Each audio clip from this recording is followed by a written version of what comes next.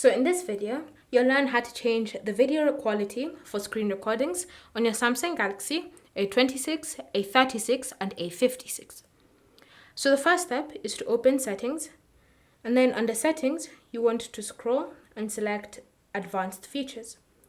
From here, tap on screenshots and screen recordings, and then come to the section for screen recording. Look for video quality and tap on it, and then you can see the different quality that are available for you to use. So you have high, you have medium, and you have low, each with their own quality. So you have 480p, 720, and 1080. So it's completely up to you to decide which of these three options you'll prefer to use whenever it comes to screen recordings. Once you've made your choice, you can just close the settings app with the changes being applied onto your phone. Thank you for watching. If you have any questions or comments, leave them down below and we'll get back to you.